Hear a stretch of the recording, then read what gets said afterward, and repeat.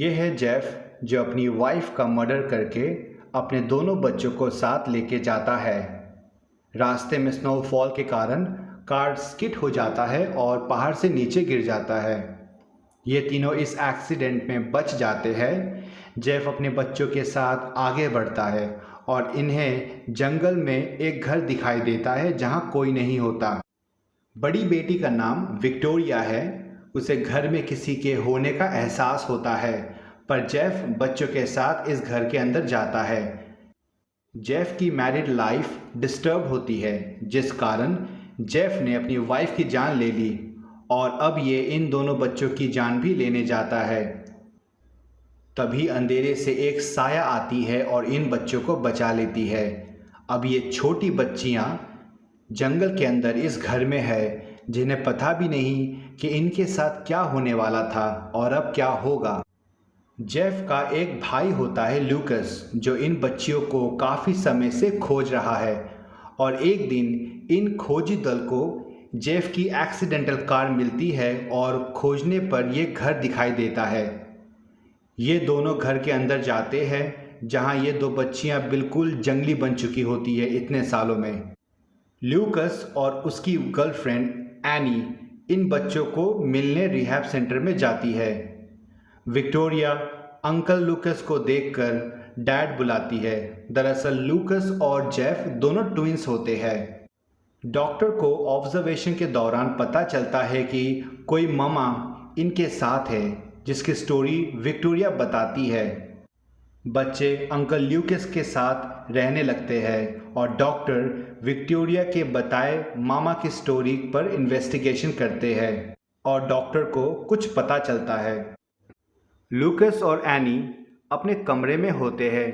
तभी एनी देखती है कि कोई उन्हें देख रहा है। लूकस बच्चों के कमरे में जाता है और कोई कमरे का दरवाज़ा ज़ोर से बंद कर देता है। लूकस देखता है बच्चे तो सो रहे हैं।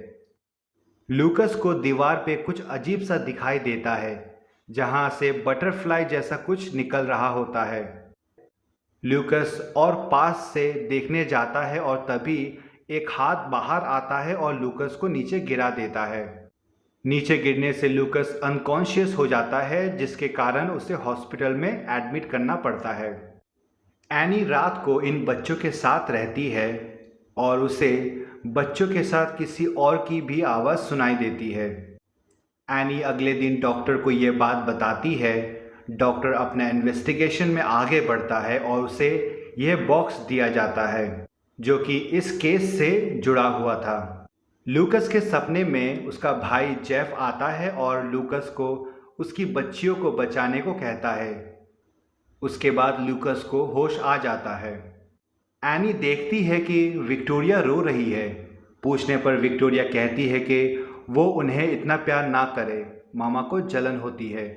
विक्टोरिया नहीं चाहती कि एनी को कुछ हो जाए। डॉक्टर रूटीन चेकअप के लिए आते हैं और विक्टोरिया को एक औरत की फ़ोटो दिखाते हैं और पूछते हैं कि ये मामा है क्या। डॉक्टर विक्टोरिया को फोर्स करते हैं और तभी पीछे की दीवार से एक साया निकल के आता है। डॉक्टर डर के मारे वहाँ से निकल जाता है और यहाँ ये साया डॉक्टर को विंडो से देख रही होती है। डॉक्टर को इन्वेस्टिगेशन के दौरान कुछ डॉक्यूमेंट्स मिलते हैं और वो उसी जंगल में उस घर के अंदर जाता है। यहाँ एनी घर पे सो रही है और मामा उसके सपने में आके अपने साथ जो हुआ वो दिखाती है। एनी के कमरे में विक्टोरिया आती है और देखती है कि मामा एनी के बेड के नीचे है। एनी को ये बात समझ आ जाती है। तभी मामा बेड से बाहर निकल के एनी के पास आ जाती है। एनी डर जाती है, पर यह एक सपना होता है जो मामा ने एनी को दिखाया होता है। यहाँ डॉक्टर मामा के घर पे होता है और मामा आ जाती है।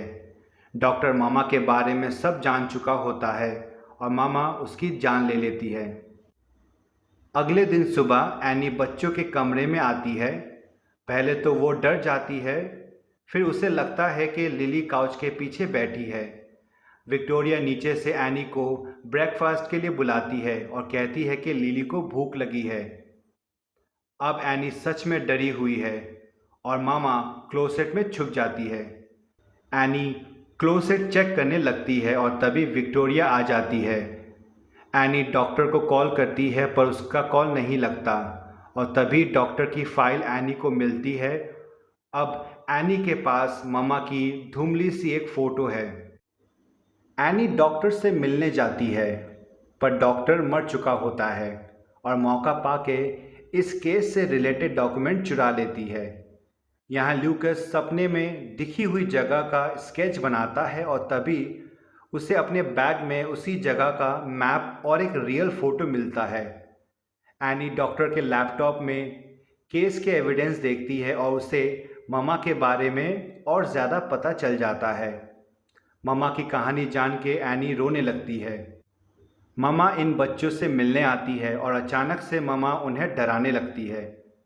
बच्चों की आवाज़ सुन के एनी कमरे में आती है और ममा एनी के ऊपर अटैक करती है।